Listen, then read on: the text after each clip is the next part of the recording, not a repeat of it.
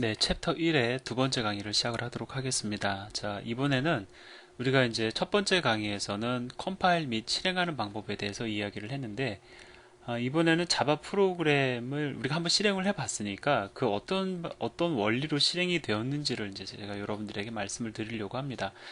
한 가지 말씀드리고 싶은 것은 다른 프로그래밍 언어에 대한 경험이 없으시다면은 또 그냥 나는 좀 컴퓨터가 좀 아직은 익숙치 않다라고 하면 이런 내용들이 좀 어렵게 느껴질 수 있습니다.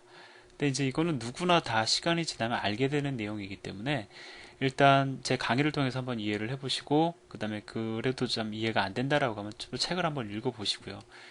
또 그래도 부족하다라고 하면 그냥 넘어가셔도 괜찮습니다. 그러니까 몰라도 된다는 뜻이 아니고 자바를 계속적으로 공부하고 내가 프로그래밍 언어에 익숙해지다 보면은 이러한 부분들에 대한 이해도가 많이 향상이 되기 때문에 너무 처음부터 완벽히 이해를 하려고 노력하다 보면 스트레스만 받고 공부도 재미도 없고 또 뭐 효율적이지도 못한 학습을 진행하게 됩니다. 그러니까 좀 즐기시기 바랍니다. 모르면은 나중에 뒤로 와서 다시 보면 되니까 그냥 이해되는 부분만 공부하시면서 조금 뭐 그냥 원하는 속도대로 이렇게 진도를 진행을 하시기 바랍니다. 자, 그래서 저도 좀 가볍게 그 책에서 설명하고 있는 내용을 근거로 해서 좀 가볍게 말씀을 드리려고 해요. 뭐 어렵지 않게 그냥 우리가 상식적으로 한번 좀 생각을 해보죠. 자, 일반적으로 여러분들은 프로그램을 많이 실행을 해봅니다. 근데 이 구조는 우리가 흔히 잘 아는 구조죠. 일단 하드웨어 위에 운영체제가 동작을 하고요. 자, 그다음에 그 운영체제 위에서 우리가 프로그램을 실행을 합니다. 자, 그래서 그 실제의 어떤 그 프로그램의 실행은 상당히 그 이제 상호 간 어떤 통신에 의해서 이루어집니다. 그러니까 운영체제도 혼자 도는 게 아니라 뭐 아주 빈번하게 하드웨어와의 통신을 하죠. 마찬가지입니다. 실행 그 프로그램도 자기 혼자 그냥 도는 게 아니고 운영체제와의 어떤 그 긴밀한 협력 관계에 의해서 뭐 그런 표현이 좀 어울릴지 모르겠지만 실행이 됩니다. 그러니까 뭐 프로그램 실행하는 과정에서 계속 운영체제가 뭔가를 요청을 합니다. 요청을 하면 운영체제는 그거에 대한 또 응답을 주고 그 응답 내용을 가지고 또 프로그램을 실행을 하고 어떤 이러한 형태로 흐름이 형성이 됩니다. 그러니까 운영체제를 무시를 못하는 거죠. 프로그램의 흐름이라는 것이. 자, 이건 달리 얘기하면 우리가 알고 있는 프로그램이라는 것은 운영체제에 상당히 의존적입니다. 자, 이게 의존적이다. 이건 뭔 뜻이냐면 제가 여러분들 잘 아는 뭐 테트리스 게임을 갖다가 하나 개발했다고 가정을 해보죠. 자, 근데 제가 테트리스 게임을 윈도우 버전으로 만들었습니다. 자, 그럼 윈도우즈 버전에서 만들어진 이 테트리스 게임을 리눅스로 가져가서 실행을 할 수가 있을까요? 뭐 예를 들어서 리눅스로 가져가서 다시 컴파일한다. 뭐 그렇게 한번 생각을 해도 괜찮습니다. 그러니까 실행 파일을 가져가는 게 아니고 소스 파일을 그대로 리눅스로 가져가서 실행할 수 있겠느냐, 저는 이제 지금 그걸 물어본 겁니다. 뭐 여러분들 나름대로 지금은 그냥 예측하시면 되겠죠. 자, 결론을 말씀을 드리면 불가능합니다. 즉 소스 코드의 상호 호환성이 아예 없다라는 거예요. 그러니까 지금 뭐 여러분들의 어떤 배경적 지식을 가지고 있을 것 같은데 생각을 할 수도 있는데 사실 뭐 예를 들어서요, 이 테트리스 게임에 보면 이제 뭐 사운드 부분도 있고 그래픽컬한 부분들도 있고 뭐 여러 가지 부분들이 있습니다. 근데 이 사운드라든가 이런 그래픽 이런 것들은 운영체제의 도움 없이는 지원을 못 받는 기능이거든요. 그렇기 때문에 윈도우라는 운영체제에서 요구하는 방법이 있어요. 너 사운드 그래픽 지원 받으려면 이렇게 해라. 근데 그런 어떤 방법이 리눅스에서 요구하는 방법과는 완전히 다르다라는 겁니다. 자, 따라서 뭐 실행 파일을 옮겨가서 실행, 이건 당연히 안 되는 거죠. 일단 실행 파일의 구조 자체가 틀립니다. 윈도우라는 운영 체제가 실질적인 그 프로그램의 실행 주체가 되는 거고, 그다음에 리눅스라는 운영 체제에 의한 프로그램의 실행이 되는 것이기 때문에 실행 파일의 구조는 당연히 다릅니다. 실행 파일은 내가 옮겨 가져가서 실행 불가능하고요. 그것도 안 될 뿐더러 소스 파일 레벨에서도 호환이 안 된다라는 겁니다. 근데 만약에 여러분이 자바로 테트리스 게임을 만들면은 운영체제에 상관없이 실행이 가능합니다. 왠지 상당히 멋져 보이죠. 자, 예, 그러니까 이거 멋진 겁니다. 정말로 그 자바 처음에 등장했을 때 운영체제에 의존적이지 않다. 어떠한 운영체제에서건 내가 한번 프로그램을 쓰면 라이트 한다라고 얘기를 합니다. 코드 한번 라이트 하면 내가 이걸 어디서든 실행을 할 수 있다. run anywhere. 예, 어디서든 실행할 수 있다. 이런 아주 그 놀라운 모토를 가지고 자바가 등장을 했고 이제 흥행에 성공을 했었던 거죠. 자, 그럼 그게 어떻게 가능한가? 어떠한 수를 부린 거냐면 운영체제 위에 지금 그러니까 이전 일반적인 프로그램들은 운영체제 위에서 실행이 되는 구조다라고 하면은 자바 프로그램은 운영체제 위에서 동작하는 것이 아니라 중간에 가상머신이라는 것을 싹 끼워놓고 자바 가상머신 위에서 동작하게끔 만들어 놓은 겁니다. 자, 그래서 자바 프로그램이 누구하고 이제 통신을 하냐면 운영체제랑 통신하는 것이 아니라 가상머신이랑 통신을 하는 거예요. 자, 근데 자바 가상머신과 자바 프로그램 사이에서의 통신 방법은 일정합니다. 약속되어 있기 때문에 다르지가 않아요. 자, 그러면 이제 자바 가상머신은 중간에서 이제 매개자 역할을 하는 겁니다. 자바 프로그램이 실행을 해서 뭔가 요청을 하죠? 그러면 얘가 실제로 자바 가상머신이 그래픽화라는 어떠한 기능을 가지고 있을까요? 혹은 사운드에 대한 기능을 자체적으로 가지고 있을까요? 자바 가상머신은 그냥 대리자 역할을 하는 겁니다. 뭔가 엄청난 것을 해주는 것이 아니고요. 그냥 단순하게 여러분들 대리자 역할을 한다고 생각을 하시면 됩니다. 일단은 물론 많은 걸 합니다. 하지만 너무 많은 걸 한다라고 하면 너무 거대해 보이니까 그냥 대리자 역할을 한다고 생각을 하세요. 그러면 이 요청을 자바 가상머신은 운영체제에게 전달을 합니다. 그럼 운영체제는 그거에 대한 어떠한 그 응답을 가상머신에게 전달해주면 자바 가상머신은 그것을 또 다시 자바 프로그램에게 전달을 해주는 거죠. 자, 여기서 중요한 건 뭐냐면 실제 운영체제와 대화를 하는 대상이 누구냐면 자바 프로그램이 아니라 자바 가상머신이다라는 겁니다. 그러면 여기서는 제가 일반적인 프로그램은 그 소스 코드가 운영체제에 상당히 의존적이다. 그 이유는 뭐냐면 운영체제와 직접적으로 연결되어 있기 때문에 그런 거죠. 통신을 해야 되기 때문에. 그런데 자바 프로그램은 직접적으로 통신 안 합니다. 누가 직접적으로 운영체제와 맞물려서 통신을 하냐면 자바 가상머신이 통신을 해요. 따라서 운영체제가 달라지면, 자, 이 프로그램에서 운영체제가 달라지면 프로그램의 소스 코드가 달라져야 되겠죠. 마찬가지로 운영체제가 달라지면 가상머신도 달라집니다. 즉 윈도우즈라는 운영체제에서 동작하는 가상머신과 리눅스라는 운영체제에서 동작하는 가상머신이 다르다라는 겁니다. 당연하겠죠. 운영체제와의 통신 방법이 메커니즘이 다르기 때문에. 하지만 어떠한 가상머신이건 그 가상머신과 자바 프로그램과의 통신 방법은 이미 규격화되어 있기 때문에 자바 프로그램은 바꿀 필요가 없다라는 거예요. 자, 따라서 이러한 이제 이론이 성립이 됩니다. 자, 나는 자바 프로그램을 하나 만듭니다. 그걸 어디든 얹을 수 있어요. 가상머신이 존재하면. 그것이 윈도우 가상머신이든 아니면 리눅스 가상머신이든 어디든 얹을 수 있습니다. 예, 그리고 동일한 결과를 나는 얻을 수가 있겠죠. 자, 따라서 다만 우리는 이제 예를 들어서 자바 기반으로 개발을 했던 윈도우 기반에서 개발했던 자바 프로그램을 리눅스로 가져갔을 때 소스 코드의 변화는 없고 다만 우리가 가상머신을 윈도우의 가상머신이 아니라 리눅스 버전의 가상머신을 설치하는 것, 이것에서만 유일하게 차이가 난다라는 겁니다. 그렇기 때문에 이제 상당히 어떤 메리트가 있는 것이죠.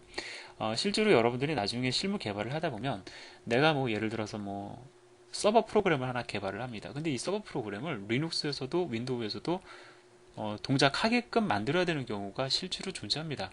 그런 경우에 우리가 C라든가 다른 언어를 사용한다라고 하면은 그에 따른 불편함이 좀 존재할 수 있지만 우리가 자바로 프로그램을 개발하면 운영체제 어디서든 실행이 가능하니까 그만큼 우리는 좀 편함을 느낄 수가 있겠죠. 예. 그래서 이러한 이유 때문에 저도 자바를 많이 사용을 해왔었습니다. 정리를 해보면 자바 프로그램은 운영체제에 독립적입니다. 운영체제에 상관없다라는 거죠. 운영체제가 달라졌다고 해서 자바 프로그램 소스 코드가 달라지지 않는다는 겁니다. 하지만 자바 가상머신은 운영체제에 의존적입니다. 의존적이라는 것은 운영체제가 달라지면 가상머신도 달라져야 된다라는 것이죠. 자, 이것을 기본적으로 머릿속에 넣어두면 실제 자바 프로그램의 실행 구조에 대한 거의 대부분을 이해하셨다고 봐도 전혀 무리가 없습니다. 자, 그러면 이제 어떤 그 전체적인 그림, 제가 지금까지 말씀을 드렸던 자바 컴파일러, 그 다음에 런처라는 거, 그 다음에 가상머신 이런 거를 갖다가 통합해서 한번 좀 설명을 해보도록 하죠. 자, 일단 자바 가상머신 위에서 동작하는 자바 프로그램은 우리가 앞에서 퍼스트 자바 프로그램 다 자바라는 걸 만들었었죠. 이거를 바로 실행을 할 수는 없습니다. 왜냐면은 이것은 우리 사람이 이해할 수 있는 코드의 문법적 구성을 가지고 있는 거지 자바 가상머신이 이해할 수 있는 어떤 형태의 코드는 아니거든요. 그래서 우리는 일단 프로그램을 만든 다음에 이것을 자바 가상머신이 인식할 수 있는 형태로 변환해야 됩니다. 그런 변환을 해주는 것이 바로 javac.exe라는 이걸 우리가 보통 컴파일러라고 얘기를 합니다. 자, 이 컴파일러에 의해서 이 javac.exe라는 프로그램에 의해서 그런 변환의 과정을 거칩니다.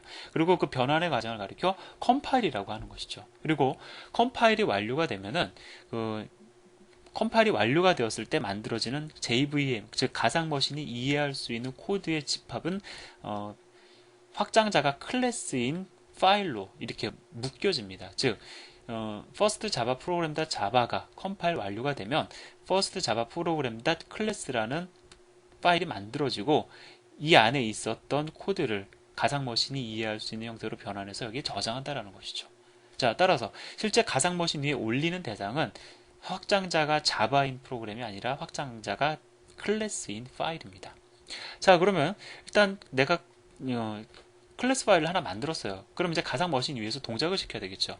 자, 그렇게 동작을 시켜주는, 자, 자바 가상 머신에게 얘를 갖다가 딱 올려가지고 이제 실행을 하는, 뭐 그러니까 이렇게 생각을 하시면 됩니다. 자바 가상 머신이 발사대라고 그러면은 발사대에다가 클래스 파일 미사일을 딱 올려놓고서 이 미사일을 발사하는, 좀 유치하긴 하지만 어떤 그런 의미가 통합니다. 예, 그러한 역할을 하는 것이 바로 java.exe라는 실행 파일이에요. 자, 얘를 가리켜 런처라고 이해를 합니다. 이 런처라는 것은 발사대라는 뜻이거든요. 자, 뭐냐면은 얘가 실질적인 발사를, 그러니까 발사라는 표현을 좀 이제 자제하죠. 실질적인 프로그램의 실행을 주도하는 애입니다. 그래서 얘가 가상 머신은 아닙니다. 얘가 가상 머신은 아니고요. 가상 머신은 별도로 존재하고 가상 머신을 갖다가 구동을 시키면서 이 파일에 대한 정보를 전달을 해주면 가상 머신이 얘를 실행하는 그런 일련의 과정을 인도해주는, 유도해주는 것이 바로 java.exe, 자바 런처라고 얘기를 합니다. 자, 정리하면 자바 컴파일러는 자바 가상 머신이 인식할 수 있는 자바 바이트 코드를 만들어내고 이렇게 만들어진 자바 바이트 코드는 자바 가상 머신 위에서 동작을 하는데 그 동작을 유도해주는 대상이 java.exe라는 런처 파일이다 라고 여러분들 정리를 해두시면 좋겠죠. 자, 그 다음에 이제 또 말씀을 드릴 것이 아주 저는 이거에 대해서 참 할 말이 많지만 많이 줄여놨습니다. 뭐냐면 가상머신 때문에 속도가 저하되지 않느냐 라고 그냥 딱 물어보면 제가 그냥 어떻게 말씀을 드려야 되냐면 그렇다, 예스다라고 얘기할 수밖에 없습니다. 뭐 굳이 뭐 이렇기 때문에 아닌 것 같기도 하고 뭐 이럴 필요 없어요. 누군가가 물어보면 뭐 여러분들도 앞으로 그렇게 대답하시면 됩니다. 가상머신이 있으면 아무래도 속도가 저하되지 않느냐, 정확히 얘기를 하면 예스예요. 맞습니다.